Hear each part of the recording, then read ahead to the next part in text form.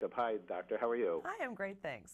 Good. Harvard-trained cosmetic and laser surgeon, board-certified dermatologist, and we're going to talk about tips for the skin and light, okay, L-I-G-H-T, of summer sun, okay? Okay, and but the sun even it shines even through the clouds, right? All the time. We got to be a little concerned about how much sun we get on our bodies. Yes, sir. Exactly. We're all excited for summer to get here eventually, but we have to remember that we need to protect our skin year-round. For those of us that get the opportunity to maybe go out to the mountains and go skiing, you're really going to get sun damage there as well. So sun protection and protecting the health of your skin really needs to be a 12-month-a-year type of treatment. However, in the summertime, we get to be outdoors more and probably wearing shorts and short-sleeve shirts and such. So more of our skin's exposed to the sun during the warmer months. So as a dermatologist, we tell our patients that they really need to protect their skin by using a sunscreen with an SPF of 15 or higher. Okay, and are all SPFs created equal? I mean, 15. So everybody that has a 15, who's in charge of this? Well, the FDA actually worked with dermatologists in developing the original SPF scale. The SPF scale refers to protection from the UVB or burning rays, but it has nothing to do with the UVA rays or the aging rays. And so we recommend an SPF of 15 or higher. However, if you go up to 30 or 45 or 50, you're going to be getting more protection. All that being said is you want to look for a sunscreen that contains helioplex or zinc oxide. That's going to give you more protection than others because of the way that it works with your skin. You also need to remember, if you're outdoors, you need to reapply these sunscreens every 2 to 3 hours. Most people say, well, that sunscreen didn't work because I put it on at 9 in the morning and I was burnt by the end of the day. Well, they failed to reapply it, and you're definitely going to get sun exposure to a great degree if you don't reapply the sunscreen. Because your skin absorbs it? Because the sunscreen effect wears off over several hours, so it needs to be reapplied. The other thing you can do if you want to be really sun smart is to avoid the peak hours of the sun. So avoid 10 a.m. to 3 p.m. Try to go out in the morning or in the late afternoon to do your activities. If that's not an option, when you're out, use some sun protective clothing, long sleeves, hats, sunglasses. That will all be beneficial to the health of your skin as well. What happens literally to you say you lose its protection? So your body absorbs it, but it's not hazardous. No, a lot of the sunscreens contain chemicals, and the chemicals are broken down by sun exposure.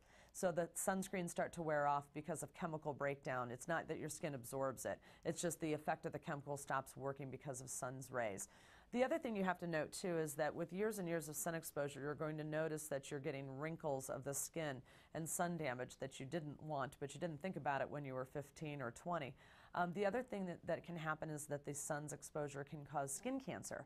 And as a dermatologist, we want to make sure that that's not happening to you. So if you're an avid outdoors person or have never been to a dermatologist, you really should go see a dermatologist to get a head-to-toe skin exam to make sure you don't have any suspicious-looking lesions or any precancerous lesions.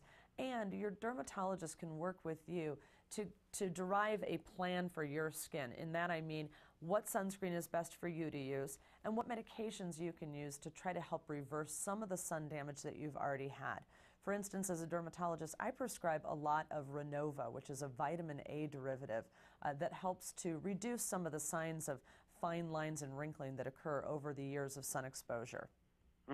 And so I see we have a website we're going to link over to about Renova. Okay, so how does Renova, in essence, help?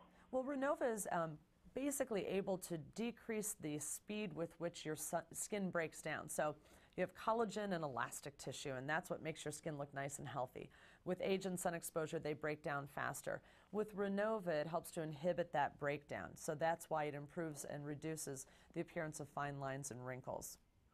And how do you apply that to your skin? It's just a cream that you put on at night before you go to bed. It's really easy and it can be used for most skin types. Another reason why you want to talk to your dermatologist about what medication is right for you. People with sensitive skin can usually tolerate Renova because it has a more moisturizing base, and so it's not going to be very drying to the skin. But you have to know the appropriate ways to use it in small quantities and take your time using it so that you're never irritated by any medications that your doctor gives you. Is that a prescription? It is a prescription. Your dermatologist can give you a prescription for Renova to use nightly. And it's fine for you to use for the rest of your life. The only time you wouldn't use it is if you're pregnant or breastfeeding. Okay. Now, I've said many times to our audience, because we've done a lot of stories on this subject, actually, and I've lived through a little bit of skin cancer with my mother, and I know how uncomfortable that was. Thank God it didn't do worse than just being uncomfortable, because it can get worse, right? Correct. Well, skin cancer is a serious concern, actually. Absolutely. Skin cancer, the incidence of skin cancer is rising rapidly, especially in the lighter skin population of the United States. Basal cell skin cancer is the most common one, and it's so common that 1 in 31 Caucasians will develop it per year. The scarier thing is the melanoma, which is probably not the one that your mom had, but the incidence of melanoma is also increasing, and it's about 1 in 61 Caucasian people in the United States will develop them. And we don't want that to happen at all. So you really have to have good sun protection starting at a very young age. It's never too late to try to catch up. If you haven't done it before, start protecting your skin and go see your dermatologist for medications like Renova that can help to renew your skin.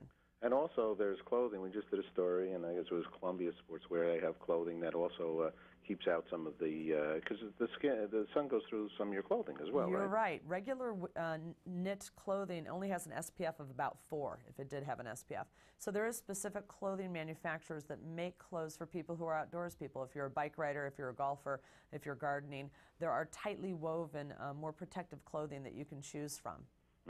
I also, and I do always say this, I mean, it's very important to get to a dermatologist to get your skin checked. And actually, everybody should be looking at everybody else's skin also, just to say, because recently I just had something taken off just to make sure, because what happens is, right, they check it, they see how the size is, and then they can monitor your concern and potential, maybe you'll have a problem, but right, isn't that exactly, and it is nice to enlist your friends.